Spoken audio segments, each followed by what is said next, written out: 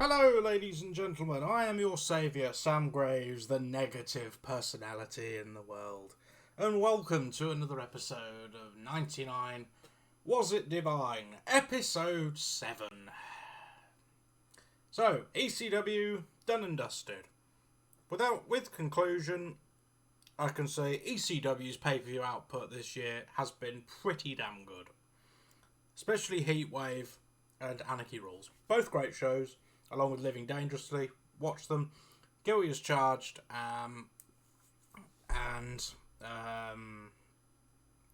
Guilty as Charged and Hardcore Heaven. Yeah, they're okay shows, but there's a couple of matches on there that are standouts. And Living Dangerously, fairly good show. But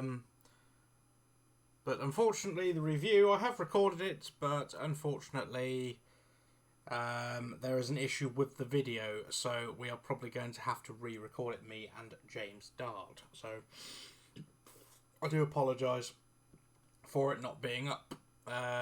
We did give the show, on there, we gave the show a solid 7.5 out of 10. Did enjoy it. Mike Awesome versus Taz was, Mike Awesome versus Masato Tanaka was great as usual. Chris Candido versus Sabu was a very good match. Very underrated match. And the three-way dance between Tajiri, Jerry Lynn, and Super Crazy was as good as you'd expect it.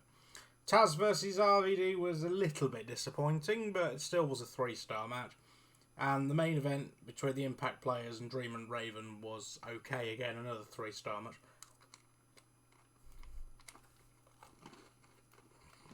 Fairly solid card overall, and I apologise, I am eating and drinking.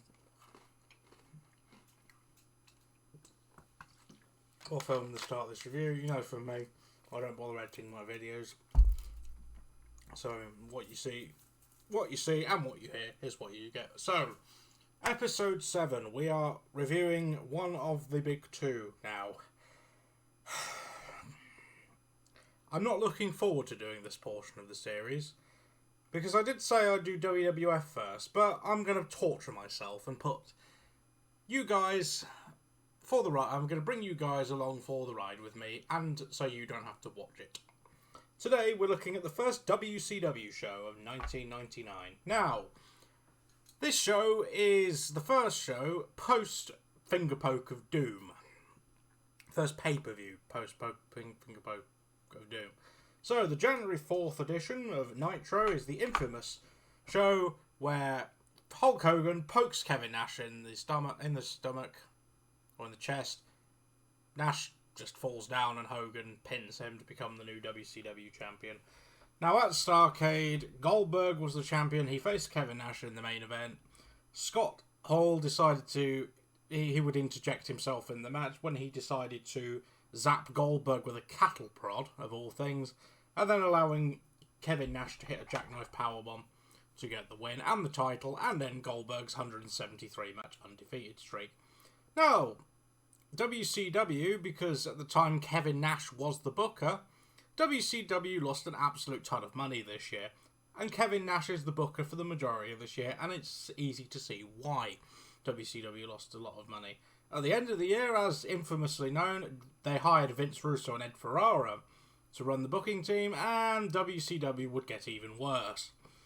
But I tell you what, with Russo, I'll be honest, I'd rather have crazy, entertaining, crazy and mad storylines and the show running at a breakneck pace than just complete boredom, which, for the majority of this first half of the show, is what I felt for the first hour and a half.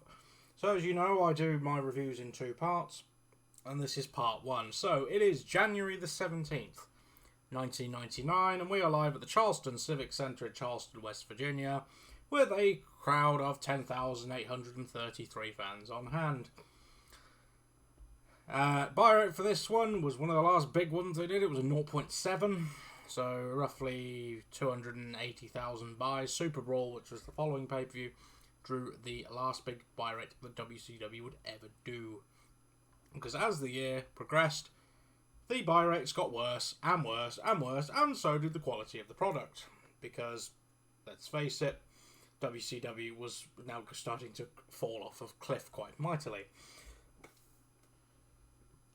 So, on our first glimpse of the show is Ric Flair, who became the president of WCW on the edition of Nitro after Starrcade. He defeated Eric Bischoff, gives a fake presidential address about the state of WCW. The NWO have reformed. Lex Luger's turned heel. And tonight, Ric Flair is teaming with his son David in his debut match against the NWO's Kurt Hennig and Barry Windham. Yay, that sounds like a really exciting match. It would have been, 10, 15 years ago? Considering that Ric Flair is, 49, 50 at this point, and Flair's still wrestling, still kind of shows. Considering that he wrestled in full time until 2008, kind of shows how far Ric Flair went into his career. And some of his WWE matches are not bad at all. His match against Triple H in Survivor Series 05 is an example. His match against Shawn Michaels at WrestleMania 24 is a great 5-star classic. I would recommend watching that. And also, his match against Randy Orton at Taboo Tuesday 04 is quite an underrated one as well. His steel cage match. Oh, and the last one, his I Quit match against Mick Foley at SummerSlam 06. The best match on that card by a country mile. So Flair gives his address tonight that he will make sure that WCW is run a lot fairer, and he's for the fans.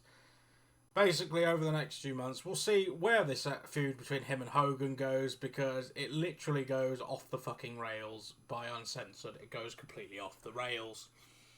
So, in our opening contest, Chris Benoit defeated Mike Enos in a meh match. Literally, this is probably going to be most of my review for the first half. There's one good match out of the first 4 on this one, and it's not this one. This is a 2-star match between Benoit and Enos. There is literally nothing of note in the first few minutes, apart from Enos getting chopped to shit by Benoit, and he sells it quite nicely. Tony Schiavone mentions on commentary that apparently Benoit's chops burst blood vessels. Well, I'm sure that we'll have a murder scene by the end of this match, I sarcastically note as I'm watching this. There's literally nothing of note in the first 4 minutes of this 10-minute match, until Enos hits a very bad tilt-a-whirl backbreaker. He botches it something fierce, and then instead of deciding to go for the cover, he decides to pose for the crowd. Enos does this a lot in this match. He tends to do a lot of posing and stalling, especially when Bobby Heenan is screaming on commentary, telling him to go for the cover when Benoit's down. Of course, the tilt-a-whirl backbreaker by Enos only gets 2. Benoit tries his best in this match to make Enos look good. There is a nice power slam by Mike Enos.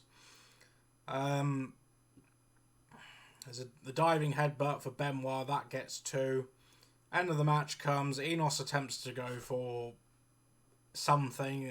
It's not really explained what he goes for, because he literally just grabs Benoit. I think he tries to grab him in a waistlock, and Benoit just simply drops him into the crossface instantaneously, get the tap out win. 2-star match. Chris tried his best here, and to be fair, he did make Enos look good. It's better than match 3 and number 4 on this card, but this match was boring.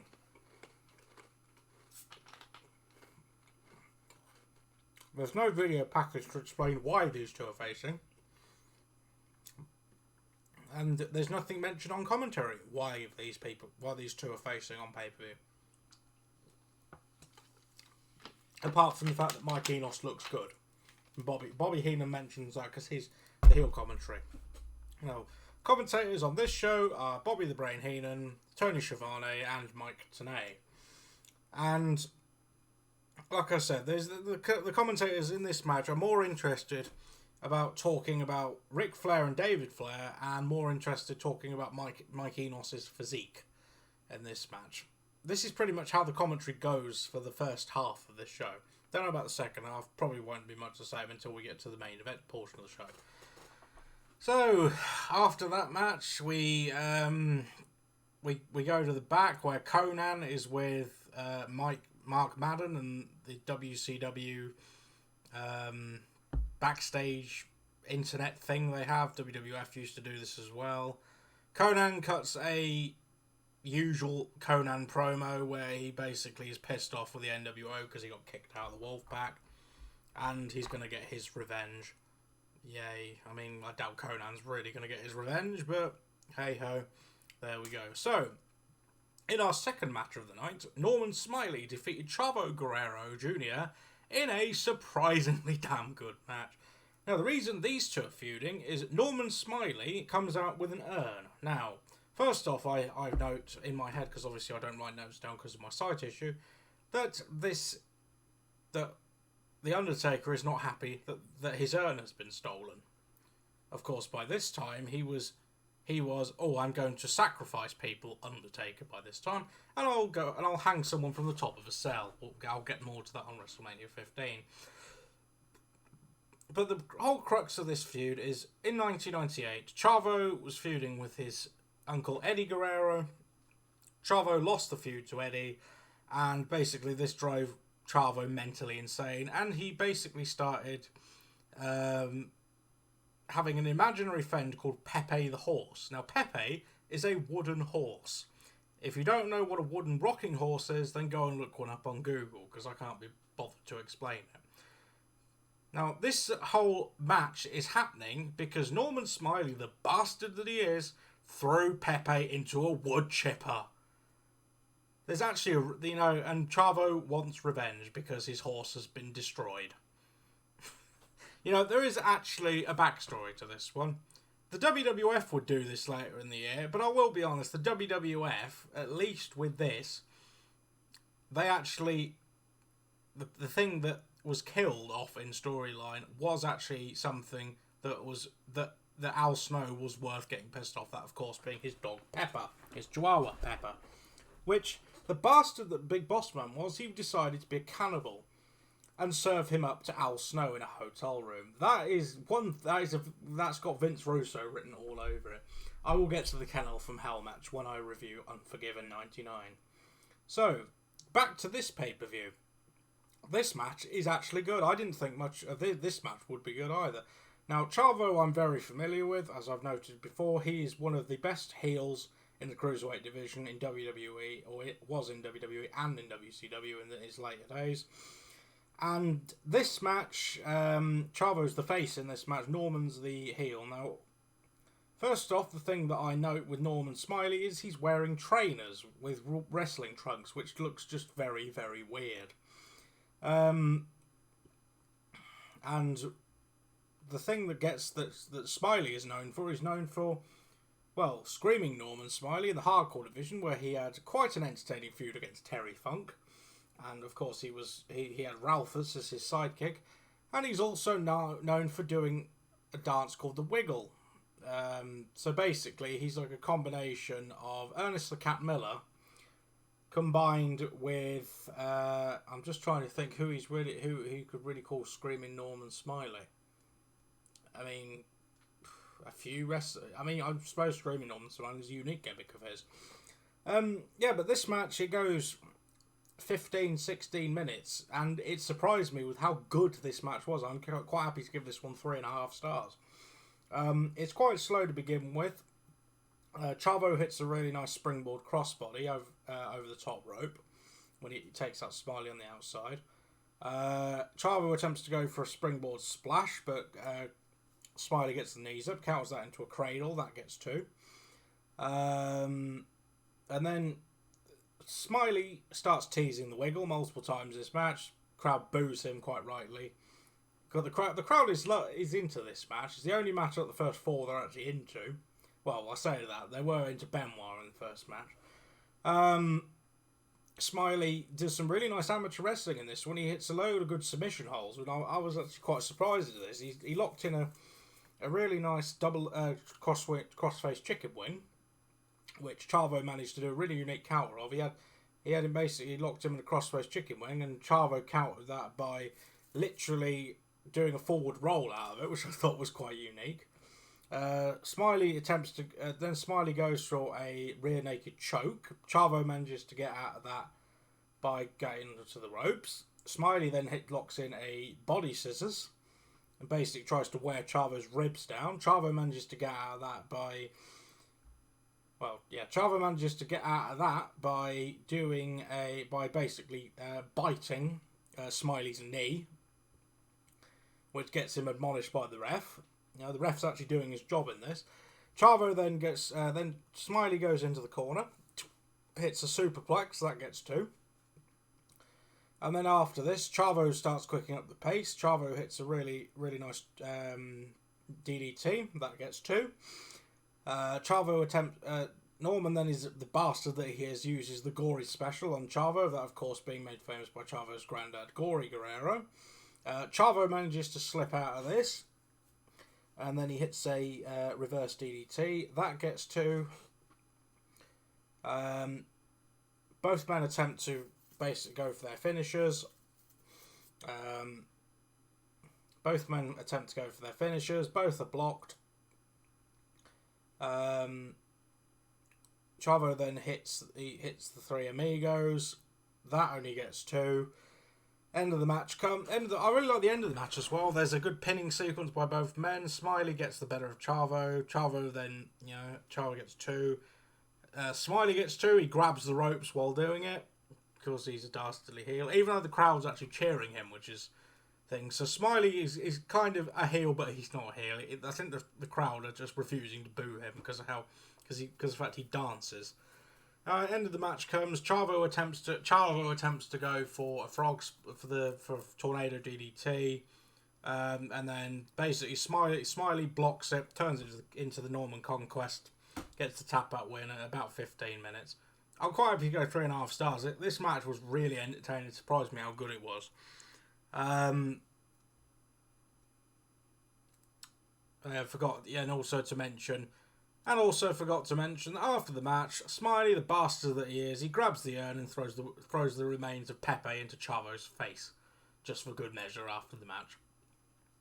Yeah, 3.5 stars. I'm quite happy to give it 3.5 stars. Really entertaining match, and easily the best match on this show by a country mile so far. One thing I did forget to mention, there was a video package when the Goons were running down the card, where Goldberg was in the back, and we don't really see what happens to him. I mean, the commentators note that there's been a disturbance in the back, and take to Goldberg's room, he's lying on the floor and shouting, telling the cameraman to get out of his locker room. It's insinuated that Scott Hall's attacked him, and Scott Hall and him are facing off in a taser ladder match in the main event. Oh, that sounds really fucking entertaining. So, after the highs that were Norman Smiley versus Chavo, our third match of the night is Fit Finlay defeating Van Hammer in a fucking shite match. 1/4 star I'm giving this one. Absolutely terrible match. Van Hammer is one of the worst wrestlers I have seen in WCW. This match is as bad as the Hugh Morris versus the Wall match, but this one actually has Finlay in it. Finlay is quite a talented brawler, very talented wrestler. Fit Finlay, underrated wrestler, I'd say, probably going to be included in my latest podcast. Yes, that is a plug and a preview. But there's literally nothing of note in this match. The crowd is dead throughout most of it. The only reason it gets 1/4 star is Finlay hits a nice rolling senton and then hits a tombstone pile driver to get the win. There's literally before this, there's literally nothing of note. Van Hammer's offense looks fucking terrible. He botches a power slam, like just a simple bog standard power slam. He botches. And a scoop slam. He botches a scoop slam and a power slam. Good lord. Why this match was on pay-per-view, I don't know. Why Mike Enos versus Chris Benoit was on the pay-per-view, I don't know. But yeah, 1/4 star. And that's me being generous. And in the last match of the first part of this show, Bam Bam Bigelow defeated Wrath in another shit match. This one gets the same rating. 1/4 star. No, sorry though, this one gets a slightly upgraded rating. This gets 1/2 star, this one. Wrath, to anyone that cares, is Adam Bomb or Brian Clark, aka the Tag Team Chronic. Mike Enos, for any of those who do care, was one half of the tag team The Beverly Brothers in WWF. Good lord, and Bam Bam Bigelow, you guys obviously I've heard of. Now, this match is better than the last match because being blunt, Adam Clark, or Brian Clark, is a lot more talented in the ring than what fucking Van Hammer is, but this match is just as bad as the first one. The only reason it gets saved from half a star is because this one has a backstory to it. So, 3 weeks ago, Bam Bam Bigelow made his return to WCW when, during a match between Wrath and Scott Hall, he interfered, costing Wrath the match. So, these two fought on the previous edition of Nitro, and both of them but the match went to a double countout. So now we're having the match on pay-per-view.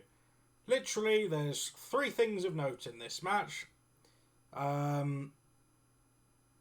There's 2 nice moves, which are nice DDT from Bigelow, and the greetings from Asbury Park, which looks nice. Of course, it's basically a big ending.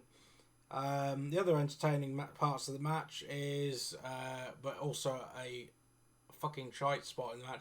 Bigelow has a side headlock locked on Wrath for the best part of 2 minutes, and he spends half of it arguing with someone in the crowd who basically calls Bigelow. He calls Bigelow a fat bastard, and Bigelow tells him to shut the fuck up, which of course is censored on the network. So, Wrath makes his comeback. Bigelow clotheslines him, that takes him down. Then the other entertaining part of this match, Bigelow goes to Georgiak with another fan in the crowd who calls him a fat. He calls him a fat fuck, which is bleeped out as well. Bigelow tells him to shut up and tells him that if he says it again, he'll beat him up, which I laughed at. And then Bigelow gets the win with greetings from Asbury Park and the DDT that I mentioned. Half a star I'm prepared to give this one, only reason being is because of the 2 nice moves by Bigelow and him jawjacking with the fans. So, in conclusion, the first half of the show, we've had 2 shite matches. We've had a meh match between Enos and Benoit, and we've had a decent match, a really good, quite good match between Chavo Guerrero and Norman Smiley. So, in the second half of the show, we have the excitement of Ric Flair and David Flair teaming up to face Barry Windham and Kurt Hennig from the NWO in a tag team match. We have Scott Hall versus Goldberg in a taser ladder match. The objective of this match is to pull the taser down and tase your opponent to win, which is just stupid, but this is WCW we're talking about. And they announced that the next match on the card, because during the Bigelow versus Wrath match, they mentioned that there's a coin toss going on in the back to see who will be the first 2 men involved in the Four Corners Cruiserweight title match, which is the one following on from this. Now, in that match, we have Billy Kidman, Psychosis, Rey Mysterio, and Juventud Guerrera. I can't see how that match can be bad. And it's, to be honest, the only match on this card I am looking forward to. Smiley versus Chavo was a surprisingly good match, and I would go out of your way to see it, but the rest of this card so far has been poor to utter drivel. So, in the second half of the show, hopefully it will pick up, but I'm not holding my breath because this is WCW. So, thank you for listening to me waffle on for 25 minutes about the first part of WCW Sold Out. 99 review on 99 Was It Divine. Please don't forget to like, comment and subscribe. Click the bell for more videos like this one.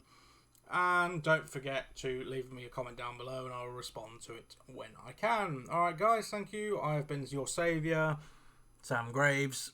And thank you for watching this episode of 99 Was It Divine Part 1. So, in Part 2, will it get better or will it dive down a hole? Let's see.